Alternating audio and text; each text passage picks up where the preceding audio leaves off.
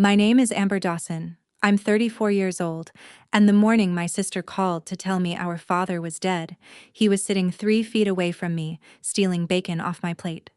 6:30 in the morning. I put the call on speaker. "Sis, Dad died last night," Simone said, cold as a bank statement. "He left everything to me and my husband. You get nothing." Behind her, my brother-in-law Braden laughed. "Finally, you're out."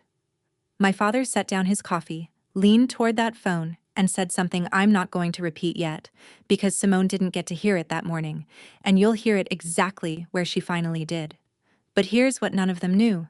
The funeral they were already counting money over was happening that Sunday, and Dad had picked out the flowers himself. Lilies. My mother hated lilies. He said she wouldn't mind missing this one. Welcome back to Calm Drama Stories, where quiet people finally get loud, with dignity. We tell stories about family, betrayal, and justice done the right way, for everyone who's ever been underestimated at their own kitchen table. If that's you, drop a comment below. Tell me where you're listening from, and be sure to subscribe. 9 months earlier, in October of 2025, my biggest worry was a night shift schedule. I'm a registered nurse. I was working travel contracts out of Columbus, Ohio. 13 weeks here, 13 weeks there. Because travel pay is how a girl from Cedar Falls kills off her nursing school loans before she turns 40. My father thought the whole arrangement was hilarious. "You drive 3 states to give strangers their pills," he'd say, "and I can't get you to change my furnace filter." That was Moses Dawson, 73 years old that fall. Army, 1970 to 1974. He came home, turned wrenches for other people until 1981, then opened Dawson's Garage on Route 9 and ran it for 36 years. He sold it in 2017, retired at 65, and moved exactly nowhere. The same house on Maple Ridge Road he and Mom bought in 1984 and paid off in 2009. He wasn't rich, he was paid off rich, small-town rich. The kind of rich that doesn't show up in a man's shoes but shows up later, in a courthouse. Mom, Carol, died in March of 2023, and Dad grieved the way he fixed engines. Quietly, daily, without asking anyone to watch. Every Saturday night he wound the little brass clock she kept on the mantel, because Carol always said a stopped clock made a house feel dead. He cooked. He drove his 1978 F-150 that he'd restored bolt by bolt. He called me every Sunday, and I called him. We were fine. Everyone was fine. Then, on a bright October afternoon, my 73-year-old father climbed a ladder to clean his own gutters, because asking for help was never going to be his best event. He fell 8 feet and landed wrong. Broken right wrist, the kind that needs a small surgery, plates and pins, 6 to 8 weeks of healing. Not a tragedy. An inconvenience with hardware. I was mid-contract in Texas, and I still made it to the hospital in Cedar Falls inside 48 hours, because that's what you do. When I walked into his room, my sister Simone was already there with flowers, and her tears were arranged as carefully as the flowers. Her husband Braden was shaking the surgeon's hand like he was closing on a duplex. Braden sells mortgages. He has a voice like warm syrup and a handshake he practices. "You fly back to your patients, Amber," he told me, squeezing my shoulder. "Family takes care of family." At the time, it sounded like kindness. It took me months to hear it for what it was, a man assigning himself the keys. I did ask questions before I left. I'm a nurse. Discharge plans are my native language. I asked to see Dad's paperwork, his follow-up schedule, his medication list. Braden smiled and said it was all handled, all filed, all at the house. Simone said, "We've got this, sweetie. You're so far away." Dad, doped and cheerful in the bed, gave me a thumbs up with his good hand. "Go on, kiddo. I'm surrounded by professionals." So I flew back to Texas. I want to be honest with you about that, because it matters later. I didn't leave because I didn't care. I left because the 2 people standing closest to him kept telling me everything was handled, and one of them had already decided exactly how handled things were about to get. Dad moved into Simone and Braden's place that November, 15 minutes from his own house. "Just a few weeks," they said, until the cast came off. And here is where the first paper appeared, the honest one. His right hand was in a cast. He couldn't sign checks. He couldn't drive. So Braden brought in a notary and Dad signed a limited power of attorney. Bill paying only, with his clumsy left hand. I want you to hear me clearly. That document was legal, reasonable, and boring. Your own mother would have signed one. I would have. That's what makes this kind of thing work. It never starts with a crime. It starts with a favor. Simone posted a photo that week. Dad at her kitchen table, soup in front of him, caption reading, "Blessed to care for my daddy. Family is everything." 200 likes. Half of Cedar Falls commented hearts. Meanwhile, on a Sunday call, Braden was walking me through their plans and referred to Dad's house. The house on Maple Ridge, the one my parents paid off, as the asset. Dropped casually, the way you'd say, the weather. I noticed it. I even said, "You mean the house?" And he laughed and said, "Realtor brain, sorry." Dad noticed things too, he told me much later. He noticed Braden brought the power of attorney papers to his bedside instead of the kitchen table. He noticed the pen was already uncapped, but his wrist ached. The pain pills made everything feel like a matter for tomorrow, and the paper said what it said. Bills only. He read it twice and signed. It was the last thing they ever showed him before asking him to sign it. Then the wall went up, one polite brick at a time. My Sunday calls started landing on Simone instead of Dad. "He's napping. He's tired, hun. I'll tell him you called."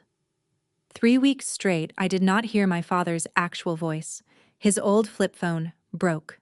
So I bought him a smartphone, set it up myself, loaded my number, and shipped it to Simone's house. The package went missing. I shipped a second one, with tracking this time. "Delivered," said the email.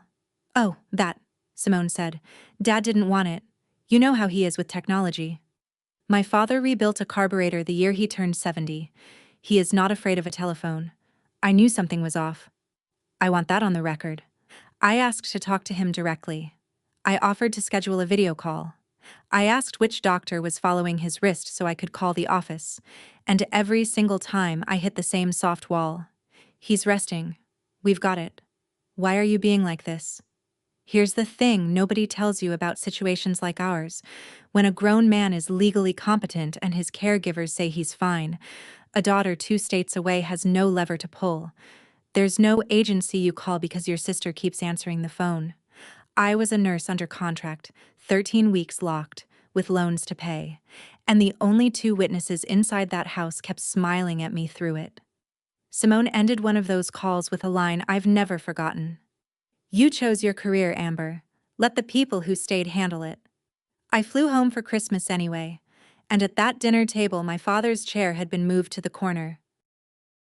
Christmas of 2025. Dad had just turned 74 that December, and the cast was off. But something else had been fitted onto him, a smallness. He sat in the corner of Simone's living room while she answered questions aimed at him. "Dad, how's the wrist?" "It's healing great, isn't it, Daddy?" He was thinner, quieter. His coffee was decaf, doctor's orders, though no doctor of his had ever said so. I got him alone for 10 minutes on the back porch, both of us pretending we needed air in 30-degree weather. He looked at me sideways with the old spark and said, "My checkbook's been on a diet, kiddo." I asked what he meant. He said statements used to come to the house on Maple Ridge. Now everything was paperless, and the passwords lived with Braden.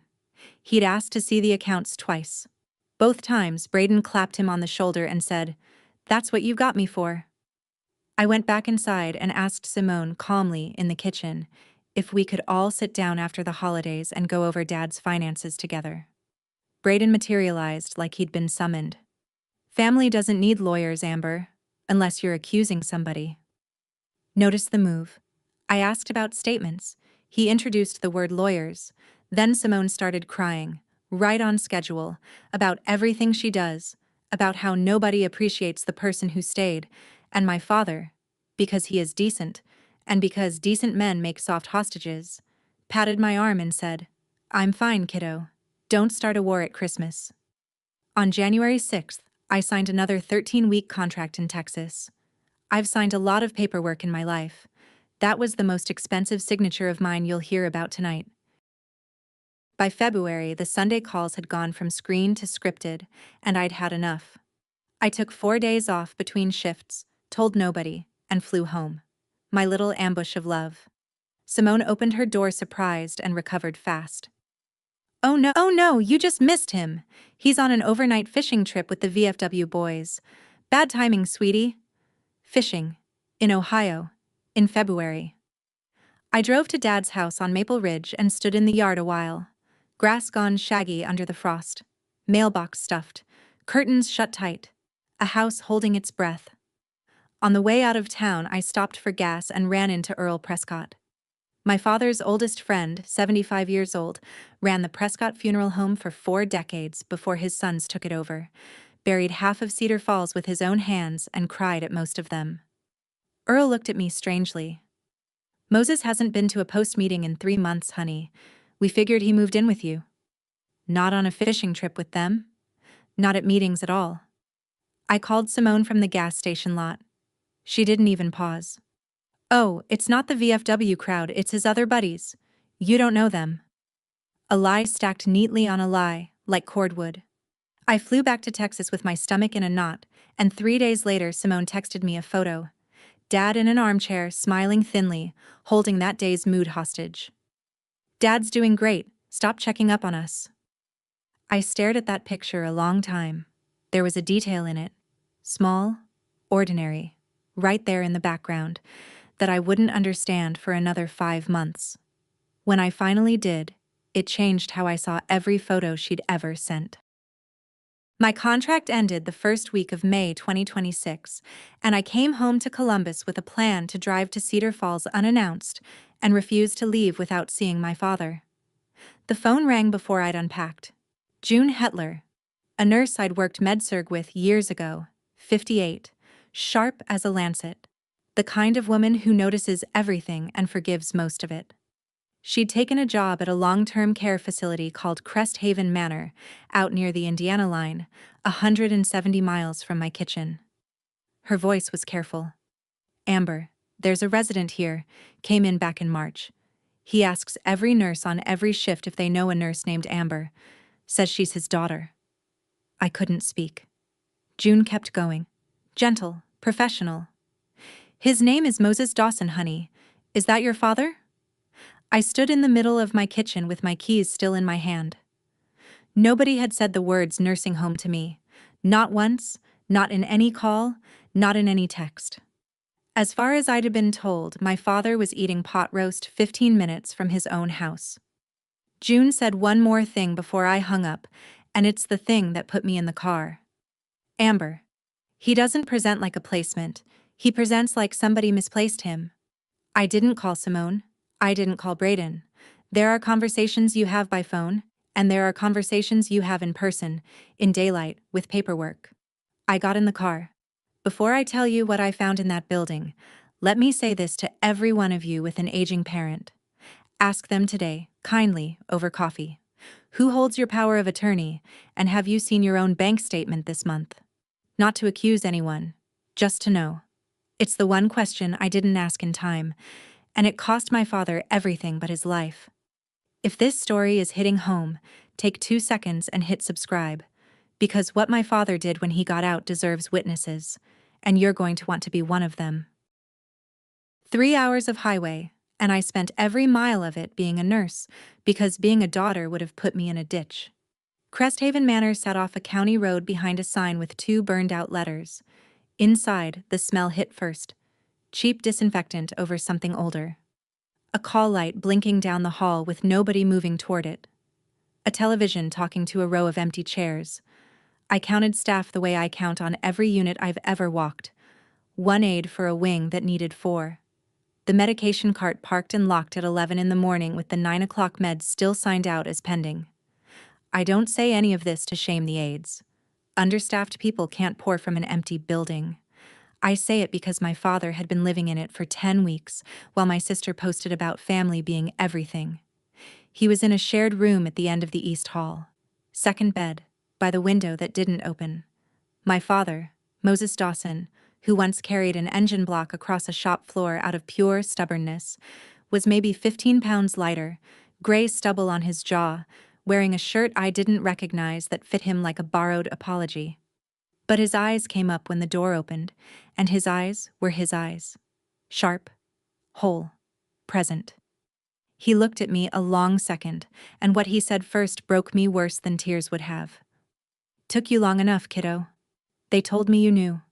Told me you signed off on it."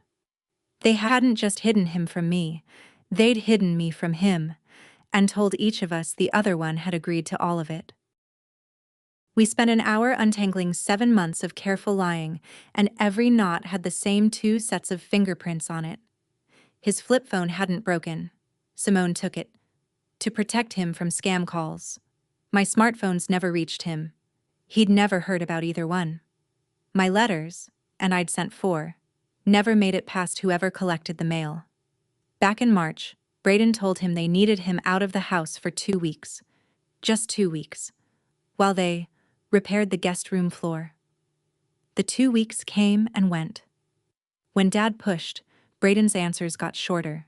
And then one day the answers were a hallway at Cresthaven and a roommate named Gus, who yelled at the ceiling after dark.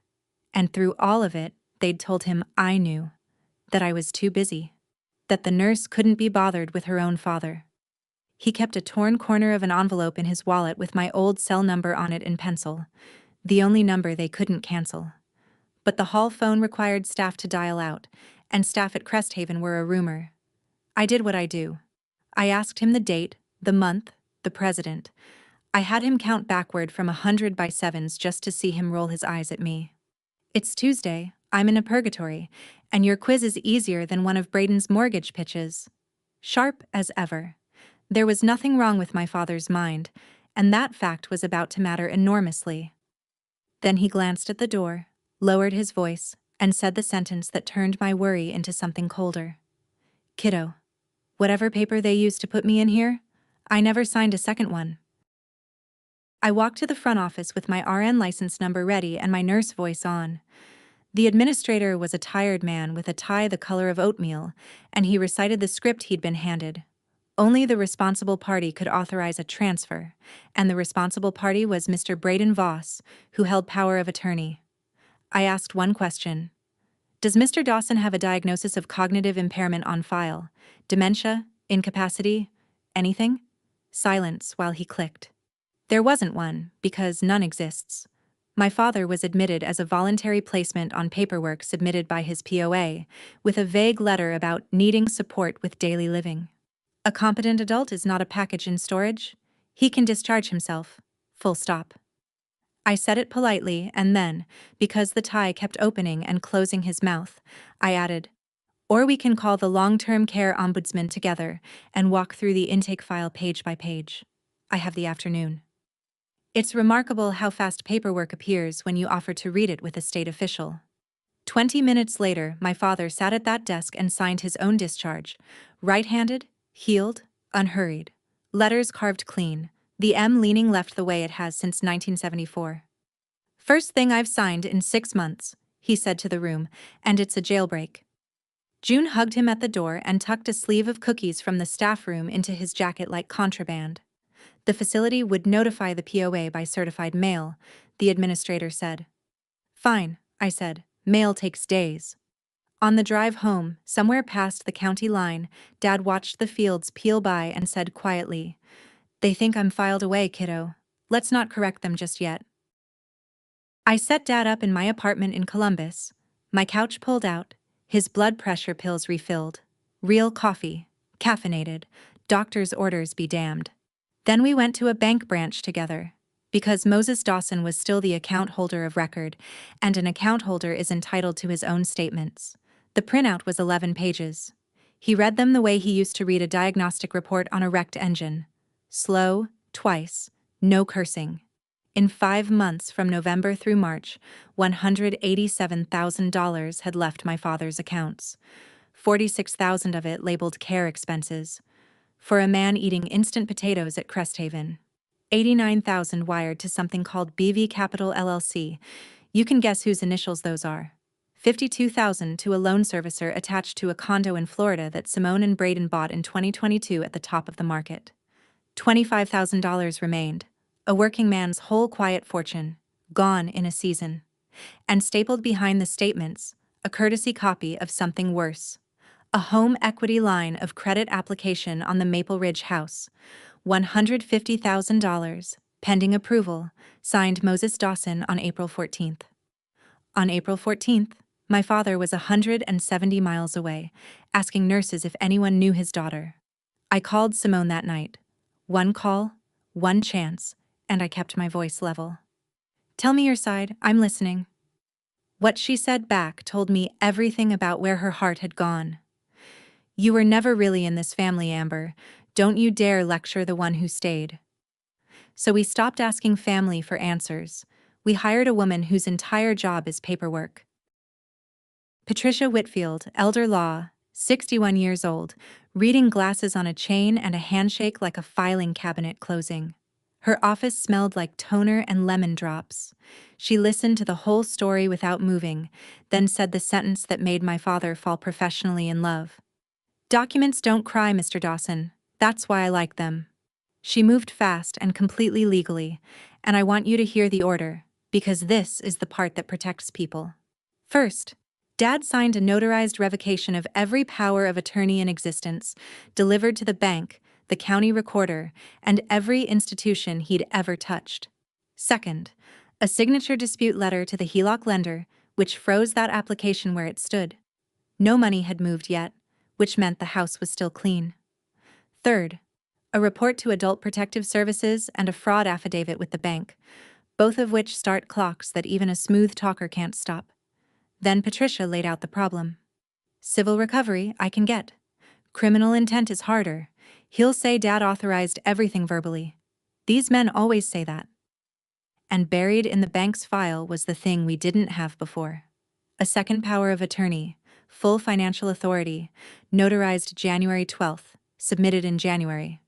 The one Dad never signed. Patricia slid it across the desk. "For criminal charges, it helps enormously if they use a forged instrument again. Somewhere public, somewhere witnessed. Fraud in a drawer is a lawsuit. Fraud performed for an audience is a conviction." My father studied that page for a long, quiet minute. The loops of a signature that wasn't his, over his own name. Then he looked up at me and asked me to bring him his Army discharge papers.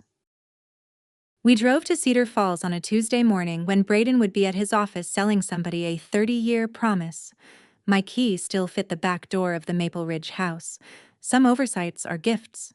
Inside, the air was stale in a way that insulted him. The file drawers in the den hung open, picked over. Mom's suitcase sat unzipped on the guest bed with her good jewelry box empty beside it. And on the mantel, Carol's little brass clock stood dead at some long-gone afternoon because no one had wound it in 7 months. Dad stood in the middle of his own living room like a man visiting a museum of his life. 7 months, he said. The house doesn't even smell like mine anymore.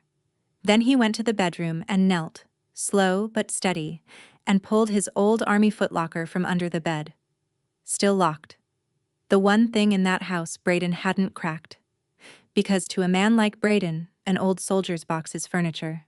Inside, in order, squared away like it was 1974. His DD-214 discharge papers with his true signature inked when he was 22. The original deed to the house, his medals, wrapped in a handkerchief. And a letter, envelope soft with handling, marked in my mother's round hand. For Moses, when I can't say it myself. He didn't open that one there.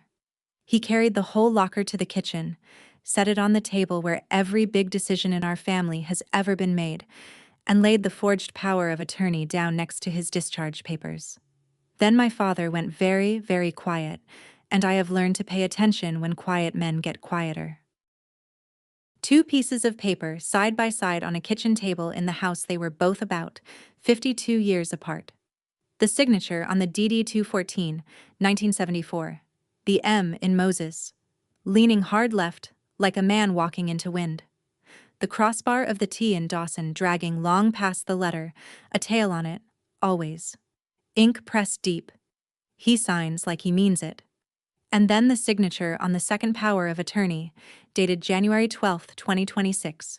Round, even, polite. Every letter behaving. Prettier than I ever wrote in my life, Dad said, tapping it, even before the wrist. But handwriting wasn't the knife. The date was the knife. I'd already pulled his medical records. He'd signed a release making me his healthcare contact the day after the jailbreak. And on January 12th, my father was at the orthopedic clinic from 9 in the morning until 11:30, having hardware checked under light sedation, initialed in by a medical assistant at every step. The notary stamp on that power of attorney says it was executed at 10:15 that same morning at an office 20 miles from the clinic. A man cannot be sedated in one town and signing in another. The paper didn't just lie. The paper told on itself. Dad sat back, and something in his face settled. Grief clocking out, and a decision clocking in. Dead men don't sign papers, he said. I asked him what that meant. Their notary friend stamped a ghost, kiddo. So let's introduce them to a real one. Then he opened my mother's letter at last, and read it alone by the window, and when he came back to the table he only shared one line with me. Don't you let the quiet ones fool you, and don't you dare go quiet yourself. The certified letter from Cresthaven landed in the Voss mailbox that Friday, and my phone started detonating before noon. Braden, voicemail 1, syrup gone, all vinegar. You have removed an at-risk senior from a care facility without authorization. That's kidnapping, Amber. Kidnap-ping. A mortgage broker quoting law is a dog quoting the mailman, but I'll grant him this. He'd learned the vocabulary. Voicemail 3 threatened an emergency guardianship petition. Dad was confused, declining, being manipulated by a daughter after his money. Read that sentence again and appreciate the craftsmanship. Accuse the other side of the exact crime in your own pocket. Patricia was serene. Guardianship requires an independent medical evaluation. Your father will pass it like a driving test. But she didn't sugarcoat the rest. A contested guardianship takes weeks, gets loud, smears everyone, and, here was the real play, buys time. Time for a frozen HELOC to thaw if the dispute hiccuped. Time to move what was left. Men like Braden don't fight to win. They fight to keep the clock running while the money finds the exits. That night, Simone sent me a single text. No greeting. Dad will choose us. He always needs the ones who stay. You've got a career and an empty apartment. He'll figure out which daughter actually built a life around him. I read it to Dad because we'd agreed. No more secrets managed on his behalf. By anyone. Ever. He looked at it, then out the window, then said in the mildest voice you ever heard. She thinks staying close to a man is the same as standing by him. He handed me back the phone. Call Earl. Tell him I finally need that favor he's owed me since 1976. He laid it out at my kitchen table at 9 o'clock at night, over decaf he'd poured himself as a joke. They need me incapacitated or dead to finish this, he said. Guardianship's their incapacitated play. Slow. Public. So let's give them the other option. The one with better catering. I actually laughed, and then I saw his eyes and stopped. He meant it. Let them believe he had died. Not a fake death certificate, not a false report to any agency, not an obituary in any paper. He'd thought about the lines and refused to cross them. No government paper, no insurance, no cops lied to. Just one phone call, friend to family, and a memorial his buddies throw him. Lying to liars isn't a felony, kiddo. I checked. Twice. The logic underneath was pure Patricia, even though she'd never touched the theatrics. Greed is a reflex. Tell Simone and Braden the man is gone, and they will not pause to grieve. They will produce that forged will and claim the estate in front of God and everybody, because they cannot afford probate questions later. Using a forged document in public, out loud, to witnesses, has an ugly legal name, and it comes with handcuffs. They wouldn't be trapped by us. They'd be trapped by their own paperwork, doing what it was always for. I sat with it, and my old habit spoke first. The one that thinks I'm responsible for every outcome in every room. If this goes sideways, you're the one they'll call crazy. They'll use it in the guardianship. He nodded like he'd already been there. I've been called worse by better. Then he smiled, and for a second he was 50 again. We just need a man the whole town believes. Lucky for us, I know the fella who buried half of it. Earl Prescott listened to the whole plan on his back porch with a coffee going cold in his hand, and when Dad finished, Earl was silent about 5 seconds, which for Earl is a filibuster. Then, I've buried 4 mayors and 1 man I truly didn't care for. This'll be my first rehearsal. That's how the old guard says yes. Understand who these men are. Earl ran the Prescott Funeral Home for 40 years. His word on a passing is gospel in 3 counties. His sons run it now, but nobody in Cedar Falls would question Earl Prescott calling with sad news, which is exactly why he'd be the one to make the call. One call only, personal, to Simone. Her father collapsed, and he was gone. Every word deniable as a misunderstanding between old men, and none of it anywhere near an official. June's part was even cleaner. If anyone phoned Cresthaven asking after Moses Dawson, she'd confirm only what was true. Mr. Dawson is no longer with us here. And let a guilty imagination do the heavy lifting. The VFW would host a memorial gathering that Sunday, organized by his Post brothers, the way they've done for every one of their own for 60 years. And Patricia would know nothing about any theatrics. Officially or actually. She'd simply attend a community memorial as a guest, the way small-town lawyers do, with her briefcase, because she never goes anywhere without it. If certain documents happen to be waved around in public, well, she'd be there with the real ones. Earl asked Dad one final logistics question. What flowers? Lilies, Dad said. Carol hated lilies. She won't mind missing this one. Now, I know some of you are yelling at your screens right now. Just sue them, Amber. We could have. We'd have likely won, in 2 years, quietly, in a beige hallway. But my father wanted more than his money back. He wanted his town to see who they were, with their own eyes, in real time. If you've ever watched a smooth talker fool every room he walks into, you know exactly why. Stay with me. The funeral's coming. And trust me, you want a front row seat. Subscribe now so you don't miss how this ends. Thursday, 7 in the evening. Earl made the call from his porch with Dad and me listening on speaker 3 feet away. My father, attending the announcement of his own death with his arms crossed like a man auditing a repair estimate. Earl's voice did the thing 4 decades of practice does, that soft, settling tone that has carried bad news up 1,000 front walks. Simone, honey, it's Earl Prescott. It's about your father. He collapsed this evening, sweetheart. I'm so sorry. He's gone. And then we all heard it. The pause. 3 full seconds. And into that pause, my sister did not say, "Where is he?" Or was he in pain? Or, "Oh God, not Daddy." My sister's first question, breathed out over what I will swear was relief, was, Where was he staying? Was anything with him? Papers, I mean. Papers, I mean. Dad's face didn't move. His hand did. Knuckles whitening around his coffee cup, just once, then easing. Some griefs a man absorbs standing up. Earl, bless him, never broke stride. The Post brothers would handle everything, he said. A memorial Sunday at the VFW Hall, no cost to family.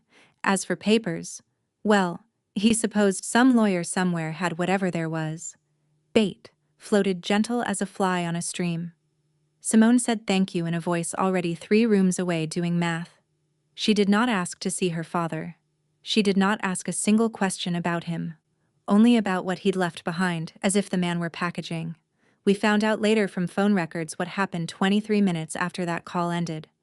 Braden dialed the HELOC lender's office line at 7:41 at night and left a voicemail asking about disbursement timelines. Grief has a schedule, apparently. His runs on business hours. Which brings us back to where I started. Friday, 6:30 in the morning, my kitchen in Columbus, bacon in the pan, and my father across the table stealing it. The phone lit up. Simone. I put it on speaker and set it between us, next to the coffee. You know the words by now, but hear them again, knowing what I knew. Sis, Dad died last night. Flat. Not one tear in it. He left everything to me and my husband. You get nothing. And Brayden, close to the phone, wanting me to hear him. Finally, you're out. Understand what that call actually was, because it took me a second, even then. She wasn't notifying me of a death. She was serving me an eviction. From the family, from the estate, from the story. Before I could ask a single question about paperwork, the claim came first. The claim always comes first with them. My father set down his cup without a sound.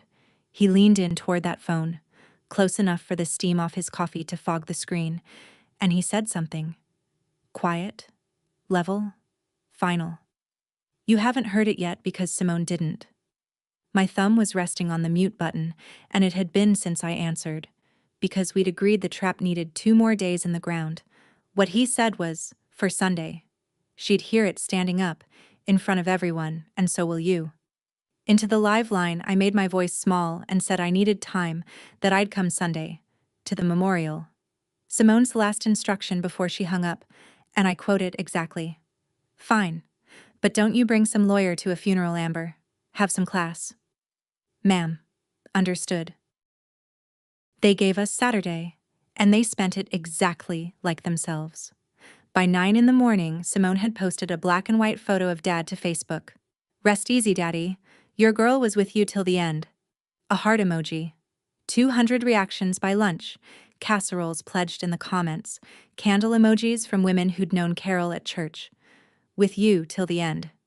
The end of what? His checking account? And here's where I finally understood the photo from February, the one she'd texted with "Stop checking up on us."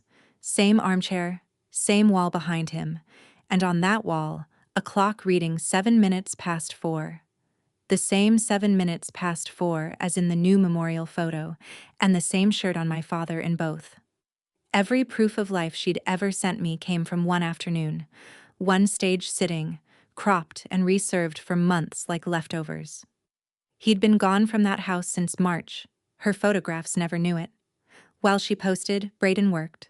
A neighbor on Maple Ridge, Dottie Kranz, watched that street 40 years, called me confused.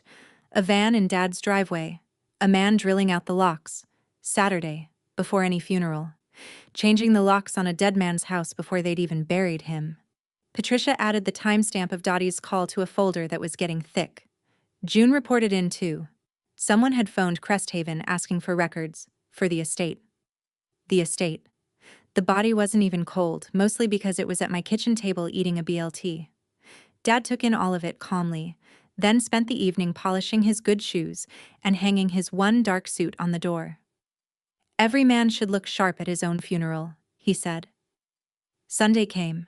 60 folding chairs, one closed casket, and my sister walked in wearing brand new shoes, carrying a folder. The VFW hall on a Sunday afternoon, flags at the front, the honor board with its brass names, 60 folding chairs in rows on an old wood floor that creaks confessions out of everybody. Earl had dressed the room like the professional he is. A casket at the front, closed, borrowed from the showroom floor, and nobody questions a closed casket at a memorial, because nobody wants to. A photo of Dad in uniform, 1972, cocky as sunrise, and lilies. God help me, lilies everywhere. The whole town came, Post brothers in their caps, Maple Ridge neighbors, Carol's church circle with foil-covered dishes for after, Dottie Kranz in her good coat. June slipped in at the back. Patricia sat in the corner, briefcase on her knees like a house cat, bothering no one. Dad and I were in the storage room behind the stage, through a side door, sightline through the hinge gap, close enough to hear chairs creak. My job was to stand in that dark with my folder of true things and keep my breathing even, and I want to be honest, my hands were cold. His weren't. Simone entered like a widow in a picture. Black dress with tags freshly off, new shoes, tissue at the ready, crying precisely when observed and recovering the instant she wasn't. Brayden worked the room in his closer's suit, gripping shoulders, accepting condolences like deposits, a folder of his own tucked under one arm. They took the front row. Of course they took the front row. And at 2 o'clock, Earl stepped to the little podium, cleared his throat with ceremony, and said the sentence we'd built the whole trap around. Before we share our memories of Moses, the family has asked to say a few words about his affairs. His affairs? They'd requested it themselves that morning, lambs volunteering for the spit. Braden took the podium the way he takes everything, like it had been holding his place. He gripped both sides, bowed his head a beat for effect, and began. Moses was family, and family honors a man's wishes. Then he opened the folder and produced it. Cream paper, blue backing, a document with weight. Moses had a will drawn up this past April. In it, he leaves his home on Maple Ridge Road, his accounts, and his truck. Everything, to his daughter Simone and to me. Signed April 20th, 2026. The room made a sound. Not words, wood. 60 chairs shifting at once as 60 spines straightened. Dottie Kranz said, the way she says it about late tomatoes and bad men, and heads turned toward each other all down the rows, because everyone in that hall had heard Moses Dawson brag about his nurse kid for 3 decades, and this arithmetic did not add up to the man they knew. Braden should have stopped there. Braden has never once stopped there in his life. He raised a hand for quiet, found my face in the crowd. I'd slipped out to stand at the back wall minutes before, per the plan, and read the next line slowly, tasting it. And to my daughter Amber, I leave nothing. For reasons she knows. For reasons she knows. He read a dead man's cruelty to a room full of that dead man's friends, and he smiled while he did it, and that smile is the most expensive thing that man has ever worn. In the corner, Patricia's thumbs undid the clasps of her briefcase without hurry. And up at the podium, Earl leaned toward the microphone, gentle as church. April 20th, you said. Strange date for a signature. The side door clicked. I watched 60 people hear it. Let me hold that door closed one more moment, because you need to know what was on the other side of it the night before. Saturday, near midnight, my kitchen, the plan spread out like an engine gasket set. My old habit had one last run at us, the voice that says every disaster in every room is mine to prevent. We can still just hand it all to the police Monday, I said. Clean, quiet, no stage. Dad was quiet a while. When he answered, he wasn't sharp about it. He was almost gentle. Simone said you get nothing. Let's see what nothing looks like when it stands up and walks. Then he told me the real reason, the one under all the strategy, and I'm going to give it to you the way he gave it to me. Kiddo, they didn't steal my savings. Savings can be rebuilt. I built them once with a wrench. They stole my say. Told the town I needed storing. Told my own girl I didn't want her. Told me my own mind couldn't be trusted. A man's say is all he's actually got at 74, and I'm taking mine back in front of everybody they lied to. That was the whole war, in one paragraph, standing in my kitchen in his undershirt. So we agreed on the rules of engagement, his rules. No shouting, no accusations from us, no speeches. I would carry the folder, statements, revocation, medical records, his discharge papers, and we would stand there and let paper do the talking, because paper had been their weapon from the start, and there is a justice in being beaten by the real thing. Sunday afternoon, 2:17. The hinge gap went bright. My father's hand turned the knob, and 60 people were about to attend the shortest resurrection in Ohio history. The side door opened, and my father walked into his own memorial service. Dark suit pressed to a knife's edge, shoes like black glass, the VFW pin on his lapel catching the hall lights. He didn't hurry. Moses Dawson has never hurried for anyone, and he was not about to start for his own funeral. One measured step, then another, the old floor announcing each one like a drumroll it had been saving up for 60 years. The room came apart in slow motion. A casserole dish slid off a side table and hit the floor with a crash nobody turned to look at. One of the church women crossed herself twice and sat down hard. Somebody's oxygen tank whistled. In the back, June lost the fight entirely and barked one clean laugh before clamping both hands over her mouth. Dottie Kranz said, loudly, to no one, "Well, I'll be damned," which as far as anyone knows is the first time in her life. Simone did not scream. Simone stood up and then simply stopped operating, white as the lilies, two black tracks of mascara moving south while the rest of her face forgot its lines. And Braden froze at that podium with the forged will still raised in his right hand, at shoulder height, in full view of 60 witnesses and one lawyer, a salesman photographed mid-pitch by every eye in the room. Dad reached the podium, adjusted the microphone downward with two fingers, the way he used to fine-tune a carburetor. He looked at the casket. Nice box, Earl. Little roomy for my taste. Then he turned, found Braden's eyes, and delivered it, mild as morning. Dead men don't sign papers, son. And they surely don't drink coffee.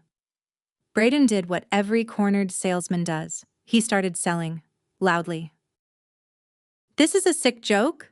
Braden's voice cracked across the hall. Syrup boiled off, nothing left but the burn. He's not competent. Look at him. This is elder confusion. He wandered off from his facility. He's been manipulated by her. And his finger found me at the back wall. She took him. She's after the money. This is exactly what the guardianship was for. It's a remarkable thing, watching a man drown at a podium. 60 people had just seen my father cross a room like a colonel inspecting a parade ground, and here was Braden explaining that the man was lost and confused. The room did not murmur agreement. The room went quiet in the specific way an audience does when it has stopped being an audience and started being a jury. Simone lunged the other direction. For sympathy. Daddy, we thought... Earl said. And then she spun on Earl, mask slipping sideways. You lied to me. You called me. You said... And there it was. In her own voice. In front of everyone. She'd been told her father was dead and never once asked to see him. Never called the funeral home. Never asked what happened. Just booked a podium and found a folder. Nobody trapped her into saying it. Grief that skips the body and goes straight to the paperwork tells its own story. I walked up the center aisle then, unhurried, folder against my chest, and I kept my voice at the level I use for families in waiting rooms. You were told he collapsed. You called me at 6:30 the next morning about the will. You never asked to see him. Not once. Behind me, I heard the pastor of Carol's old church stand, take his coat, and move 3 rows away from the Voss family pew. The room was choosing. Then Patricia stood up, buttoned her jacket, and spoke for the first time. Mr. Voss, may I see that document you just read to the room? What happened next took 11 minutes, and I have never enjoyed paperwork more. Patricia walked to the front table, the one meant for the guest book, and laid out documents one at a time, announcing each in the tone of a woman reading a weather report. Notarized revocation of all powers of attorney, executed in May, on file with the county and every bank that matters. 1. Orthopedic clinic records, January 12th, Mr. Dawson under light sedation, 9 a.m. to 11:30, staff initials at every stage. 2. A power of attorney notarized, allegedly, that same morning, 10:15, at an office 20 miles away. A man cannot be in sedation in one town and signing in another. 3. Bank records, $187,000 in 5 months, including $89,000 to BV Capital LLC. She looked up pleasantly. The B is for Braden. The V, I assume, does not stand for victim. 4. And a home equity application on the Maple Ridge property, signed April 14th, when Mr. Dawson was residing at Cresthaven Manor, 170 miles from the closing pen. Then she turned to the will itself, still in Braden's hand. Dated April 20th, when your father-in-law was residing at Cresthaven. Intake logs show he received no visitors that week. So tell the room, Mr. Voss, who witnessed this will? There are 2 witness signatures on that document, and one of them belongs to a loan officer from Braden's own office, and that man was sitting in the 4th row with a casserole on his knees, come to pay respects. He went the color of oatmeal. You told me it was routine estate stuff, Braden. You said it was a formality? His voice cracked in front of everyone. A witness to the forgery, unwitnessing himself, live. Braden made his last stand. Nobody consented to being recorded. You people set me up. Patricia, mildly. No one recorded anything, Mr. Voss. You read it into a microphone. At a funeral. That you scheduled speaking time for. And that is when the hall doors opened, and two deputies from the county sheriff's office stepped in out of the afternoon light, exactly on the schedule Patricia had arranged with the fraud unit 3 days before. Nobody got tackled and nobody got cuffed in front of the lilies. Real life is quieter than that. And honestly, quieter is worse. The deputies came up the aisle unhurried, the way men do when the outcome is already filed, and the older one said the sentence that ends a certain kind of man's whole architecture. Mr. Voss, we'd like you to come answer some questions regarding a bank fraud report and some documents. Bank's already frozen the line of credit and referred it. Won't take long to start. Bank fraud. Federal words. You could watch them land on Braden and read every stage on his face. Because a salesman only has masks, and he went through the whole drawer in 10 seconds. Outrage. This is a family matter. The deputies didn't blink. Charm. Gentlemen, there's been a huge misunderstanding. Let's talk offline. Nothing. And then the last mask, the real one, the beggar. He turned to my father and his voice did something I'd never heard it do. It went up. Moses. Moses. I'm family. I was going to pay it all back. Every cent. It was an investment. I was growing it for you. For your retirement. My father looked at him the way he used to look at an engine somebody had lied to him about. Calm. Diagnostic. A little sad at the waist. You had my checkbook for 7 months, son. The only thing you grew was my funeral. The hall did not laugh. It exhaled. 60 people. One breath. The sound of a town closing a ledger. Then Simone broke. And I need to tell this part straight because she's still my sister. She dropped into the front row chair like her strings were cut, and for one moment, the performance stopped, and the actual woman looked out. We were drowning, Daddy. Barely a voice at all. The condo, the cards, all of it. Braden said it was temporary. It was only ever supposed to be temporary. And I believed her. I still do. That's the tragedy. It probably did start as temporary, the way a leak starts as a drip. But nobody stays sympathetic for long on that family's side of the room, and she proved why in the very next breath, wheeling on me with her wet face twisting. But you made it worse, Amber. If you'd just stayed out of it, nobody ever had to know. There it is. Not I'm sorry, not what did we do. Just, we'd have gotten away with it if the family nurse hadn't checked the chart. I looked at my big sister, the one who taught me to ride a bike, who curled my hair for prom, who called me at 6:30 in the morning to tell me I was nothing. And I gave her the calmest sentence in this whole story. You called before sunrise to tell me I get nothing. Sis, I'm the only one leaving this room with everything I walked in with. The deputies moved. Braden went up the aisle between them, still explaining interest rates to men wearing badges. And my father stepped to the microphone one last time, put his hand flat on the borrowed casket, and addressed his own funeral. Folks, I apologize for the dry run, but you needed to see it, not because I'm special, because next time it's your house, your kids, your papers. Check them while you're still above ground. The pastor said, Amen. At a memorial, for a living man. It remains the proudest church moment of my father's life. The parking lot, after. Gravel, late sun, 2 county cars. The deputies were settling Braden into the back of the first one. He was asking about his phone call before the door even shut, a man already drafting his version. Simone walked to the second car under her own power. Nobody was arresting her that afternoon, but they had questions, and her new shoes kept catching in the gravel, that expensive click gone stumbling and arrhythmic, and something about that sound is filed in my memory forever, under the word consequences. At the car door she stopped, and she turned around, and for the first time that entire day, through the announcement, the will, the resurrection, all of it. My sister looked at our father instead of at what he owned. Dad walked over, took his time, like always. He stopped about an arm's length away, and he didn't raise his voice, didn't sharpen it, didn't perform for the crowd drifting out onto the steps behind us.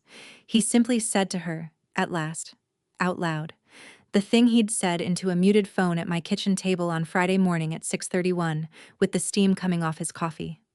"You buried the wrong man, sweetheart." That's it. That's what he'd said with his thumb an inch from my mute button, and what he'd saved 2 days to deliver in person. Simone's mouth opened. Whatever was supposed to come out never reported for duty. The deputy closed the door with that soft terminal government click. From the other car, through glass, Braden was still going. Muffled, urgent, lawyer, misunderstanding, Moses, Moses. And I stepped up beside my father and gave Braden back his own words at the volume you'd use for a toll booth. "You were right about one thing, Braden. Somebody's finally out." The cars pulled away. Earl appeared at Dad's shoulder with 2 cups of the church lady's coffee and surveyed the emptying lot with professional satisfaction. "Best service I ever ran. 10 out of 10. Would bury you again." Dad snorted. Unpinned the lily boutonniere Earl had insisted on, and laid it on the casket as they wheeled it back to the van. "Give these to somebody who's actually dead. I've got a house to unlock." And that, friends, is how my father attended his own funeral, cleared his own name, and still made it home in time to watch the evening news, which for once had nothing on him. We unlocked Maple Ridge that same evening, a locksmith of our own choosing, invoice and receipt. Because in this family, we keep records now.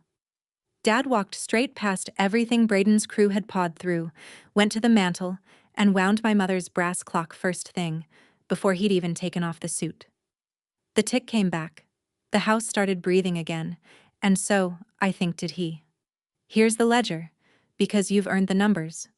Braden was charged with 2 counts of forgery, the power of attorney and the will, plus theft from an elderly person and falsifying a loan application. The state licensing board suspended his mortgage license within the month and revoked it by fall, which in his industry is a death certificate they don't hold memorials for. BV Capital LLC was dissolved by the receiver. Between the bank's fraud restitution and the clawback from the LLC, my father recovered $141,000 of the $187,000 they took. The HELOC application died frozen. The house was never touched. Patricia moved everything into a living trust with locks on it that Braden couldn't pick with a law degree, which he also doesn't have. Simone took a plea. Her attorney was smart, and her tears were, for once, in front of the right audience. 3 years probation, restitution on a schedule, and 300 hours of community service, which the judge, who possesses a sense of humor drier than my father's, assigned her at a nursing home. She empties bedpans on Saturdays and reads to residents whose families don't visit. People ask me if I've forgiven my sister. I'll tell you what I told her, through the glass partition at the county probation office, 8 weeks later. She looked smaller at the probation office, no mascara to run. She asked, flat, "Did you come to gloat?" And I said no, and meant it, and slid an envelope across to the officer to pass through. A copy of Mom's letter, the one from the footlocker. At the bottom, under Mom's handwriting, Dad had added a line of his own in pencil. "Your mother said don't go quiet. That part was for you too. Pay it back, then start over. Dad." Simone read it twice. Something moved in her face that I hadn't seen since before Braden, and I don't know what happens to it from here. That's hers to work out. What I said through that glass was a boundary, not a bridge, and I gave it to her word for word. "When the restitution's paid and the counseling's real, you know my address. Until then, you get exactly what you offered me at 6:30 that morning." She nodded. Understood the terms. First honest transaction we'd had in years. As for the rest of us, Dad's back at the VFW every Thursday, and he and Earl started something that's turned into a small legend in the county, a monthly talk at the Post called Papers While You're Breathing. 2 old men, a folding table, free coffee, teaching people their age how to read a power of attorney, how to spot a signature that's too pretty, how to make sure the will in the drawer is actually theirs. 11 people came the first month. By the third, they were setting up extra chairs, and a woman from 2 towns over stood up and said the talk had caught her nephew mid-scheme. I took a staff position at a Columbus hospital, No more 13-week states. And every Sunday, I make the 2-hour drive, and Dad burns the bacon on purpose because he claims I like it that way. Turns out presents isn't a debt you pay off. It's a habit you keep. The brass clock ticks on the mantel. And in his wallet, where the torn envelope with my number used to live, my father now keeps one pressed lily. Best funeral I never had, he says. My father taught me that the measure of a man was never the number in his account. It's whether his say still stands while he's breathing, and whether the people who love him would rather guard his signature than inherit it. That's my story. One phone call at 6:30, one forged signature, and one old soldier who attended his own funeral standing up. If this reminded you to check your parents' paperwork, or your own, take it as a sign and do it this week, while everybody's still above ground. If you've lived through family greed, tell me your story in the comments. I read them. Hit subscribe, share this with somebody who needs it, and I'll see you in the next one.